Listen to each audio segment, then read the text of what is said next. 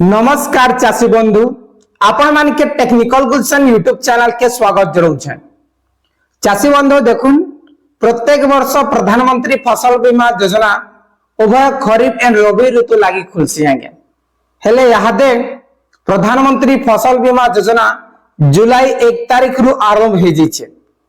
आसुन ई video ने जानवा प्रधानमंत्री फसल बीमा योजना लास्ट डेट केवे रही छे, काना काना डॉक्यूमेंट्स लगवा, केते प्रीमियम लगवा, सिस्टम काना रहउछे, किन जगह ने आपण माने जेकिना आवेदन करबे, पूरा फुल इंफॉर्मेशन आमे ई वीडियो ने जानवा।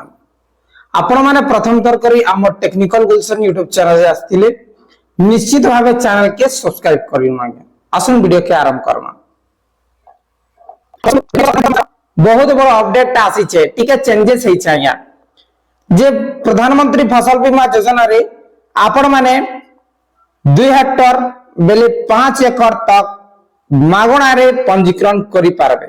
हां दर्शक बंधु, आपण माने 5 एकड़ तक मागणा रे पंजीकरण करि पारबे, जेंटा की प्लॉट वेरिफिकेशन पाई प्लॉट वाइज 1 टंका देबा के पड़छे आया।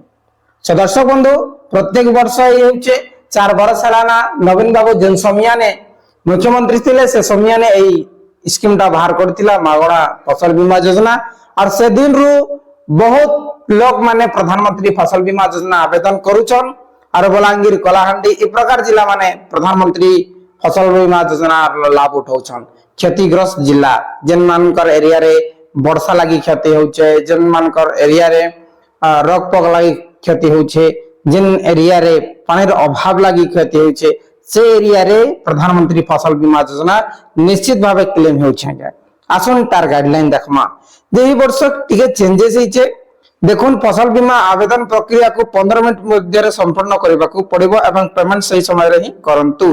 प्रे सीएससी पाई गाइडलाइन हमर जते भी सीएससी भाई माने अछन जे आपन कर इने देखुन 5 नंबर रे लिखाई छे बापा जेजे बापा अण जेजे बापा किंबा परिवार अन्य कहार नारे जमी थिले मध्य अनर विकल्प को चयन करिवे, तेनान शेयर कपर को चयन करिवे नाही।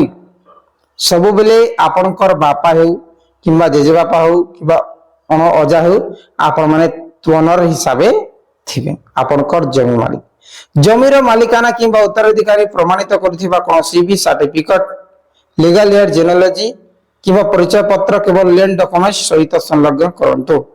बेले जमी जमार मालिकाना बेले आपनकर जदी लीगल हेयर अछि बेले देई पारबे, जदी लीगल हेयर नेना टोकन समिया जेनोलॉजी मन अछि सेटा भी आपण माने देई पारबे हैला। जे इने किछि नै सेटा होचे गुटे जेनोलॉजी, जेन प्रकार टोकन बनाबार लागि जेनोलॉजी दरकार इने भी जेनोलॉजी मागु छै हैला। और बाकी सब सेम अछि। आरो आरंभ होइछे प्रधानमंत्री फसल बीमा योजना 1 तारीख रो शेष हेबा आसंता जुलाई 31 तारीख हला। अतकी मन रखुन जे आपा माने शीघ्र जइकिना यादे निजर नियरेस्ट सीएससी सेंटर जइकिना प्रधानमंत्री फसल बीमा योजना करि पकन। और गुटे कथा जेन माने प्रधानमंत्री फसल बीमा योजना लागि पीफेक्स के अपेक्षा करसन बेले समवाय समिति के अपेक्षा करसन जे गुटे थर समवाय समिति के विजिट कर नेबे। काहे कि ना समवाय समिति रे प्रत्येक व्यक्ति रो हमर गाना चेक कली, कम से कम 10 जन कर चेक कली जे जनबा के पहली आपनकर 10टा प्लॉट जदी थिबा पट्टारे गुटे प्लॉट के दे देबे सेटा अधाय करथले केते 10 डिसमिल थले केते एतकी देई करी समान सबमिट कर देसन प्रधानमंत्री फसल बीमा योजना लागे। हेले एतकी कोले हेबा का पैसा बेसी आसबा का टोटली नहीं आसे गया जे ई प्रकार आपण माने टिके ध्यान देउन। जदी चाहू छन बेले आपण माने निजर स्टेट बैंक हो कि जेन भी बैंक हो से बैंक के अकाउंट आपनकर देखुन आपनकर आधार कार्ड नेबे, आपनकर बापांकर आधार कार्ड लेबे, जदी जेजे बापा हो जेजे बापांकर वोटर आईडी नेबे हला। जहार नारे जमी अछि से हिसाब आपण माने जेनोलॉजी लेबे। तार परे आपण माने आधार कार्ड बैंक अकाउंट और मोबाइल नंबर एंड आपनकर आधार संयुक्त मोबाइल नंबर एतकी धरथिबे। तारपरे प्रधानमंत्री फसल बीमा योजना आपनकर करजिबा बुझले। और सिस्टम टा पूरा पूरी सेम अछि, किछि भी चेंजेस नाही। जदि जेजे बापांकर नारे जमी अछि बे ने लेखा जेजे बापांकर नारे जमी थिले चासी निजर तथ्य निज जेजे बापांकर आईडी कार्ड संलग्न करि पारबे।